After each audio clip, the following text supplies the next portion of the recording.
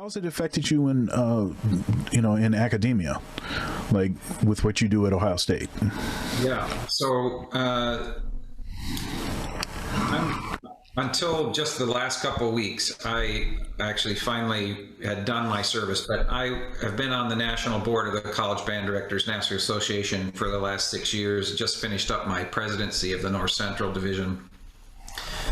And we were one of the groups that commissioned a study to figure out what in the world is going on when people blow air through their band instruments, wind instruments in particular, of course, and what does it take to be safe. So the Colorado, Maryland studies were in part commissioned in large part by the CBDNA.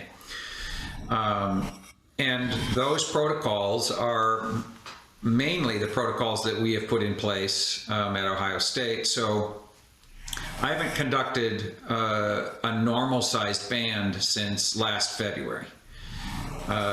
So the way we have dealt with that is we have taken what would normally be our music majors in several different bands and put them all into one big pool of players. And then we have a COVID max for each room. So one rehearsal room is 15, one rehearsal room can max out at 12. Down at the stadium, where the marching band normally rehearses, that we can get up to 31 students. So we split up our 2-hour rehearsals into basically 6 different periods, 40 minutes each. And basically it's almost all separate personnel. So in any given project, we call it, 4 projects over the course of a semester, we can do 6 different pieces with 6 different sets of personnel, but that doesn't accommodate everybody. So if you're not assigned to a conducted ensemble, then you're assigned to an unconducted ensemble, a quartet, a quintet. And luckily, our academic colleagues were kind enough to teach all of their courses that met during our ensemble time, teach those online, and that freed up all the classrooms. So we're able to put quintets and quartets in that. I met weekly with the grad assistants who would then coach those unconducted ensembles to make sure that, because for a lot of them, that's the first time that they've ever coached a chamber ensemble. So we had to teach them how to do that and how to actually kind of let them work things out and then step in at the right time and not always be rehearsing them like a conductor would. But as a coach, you want to get them to start hearing things themselves. And so we would meet just for like 30 minutes every week just to say, how are things going? Talk to me about what issues that you might have. What questions do you have about coaching, about what successes have you had, those types of conversations. And since a lot of our music majors are music ed majors, we also had them say, okay, there are 4 people in this quartet. For each rehearsal, you're going to, before the rehearsal begins, I want to see a lesson plan and you're going to submit that to your coach, otherwise you're not rehearsing that day. So they had to come in for those 40 minutes having a plan of what they were going to be rehearsing based on what they had done the previous rehearsal.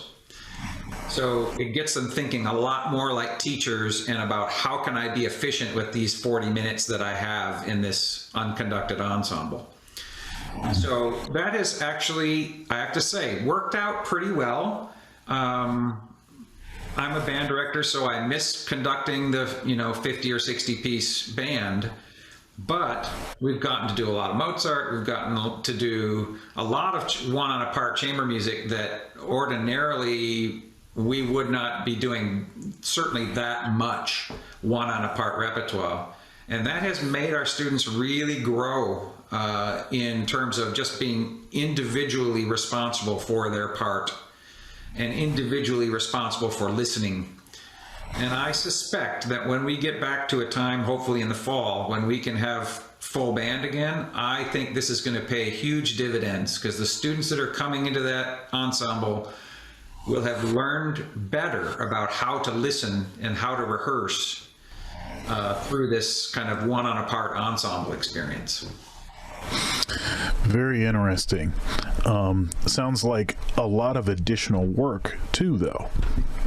Absolutely. And in addition, we've been, so we don't give them any music. We scan everything and we make them download it onto their iPads. But I also took that opportunity to scan all the scores. So I would give them assignments like, okay, I need you to study the score. I need you to see what's going on here. And I would give them these assignments through Carmen, and then they would have to respond to these prompts. Right now we're working on a Michael Torke piece called Overnight Mail, which is a terrific kind of jazz inflected piece, but it's in the kind of minimalist style. Torke would probably be categorized, I suppose, if you had to categorize him, as a post-minimalist. So I just sent out an assignment this week where I said, okay, I want you to listen to this interview with Steve Reich, who is the father of minimalist music, and he's talking about this, the very first piece that could be categorized as minimalism, called It's Gonna Rain. Oh, and Reich was out and he recorded this preacher who's preaching on Noah and the flood, and this guy's got this voice and he's into it, and he said, it's gonna rain, people, it's gonna rain. And he records this, and right as the pastor says it's gonna rain, this pigeon flies. You hear the flutter of the wings. And Reich is describing how when he tape looped to that he could get the bird taking off such that it sounded like drums, like the rhythm section. And then the guy's going, it's gonna rain, it's gonna rain, it's gonna rain. And you hear the of the flutter of the wings going on. So all of this manipulation of minimalist music. So I assigned the students to listen to about 12 minutes of this interview with Steve Reich that happened on Fresh Air with Terry Gross on NPR. It's a 39-minute interview, but I said, I want you to listen to the first 12 minutes. And then I said, I want you to, it's just so terrific how he describes his ideas of minimalism and going from tape to live musicians. And then I had them listen to a Short Ride in a Fast Machine of John Adams, and I said, talk to me about how this piece fits into Steve Reich's description of minimalism. And then I had them listen to a different Michael Torke piece called Adjustable Wrench. And I said, okay, what characteristics do you hear in this piece that are minimalist? And because it's post-minimalism, how is it different? So I'm getting them to really kind of listen the way that a lot of jazz musicians teach. You guys are always asking your students to listen and transcribe solos, and you're listening to styles. I don't think we're very good at that in what we do. And this particular crazy time has allowed us a different way of thinking and teaching.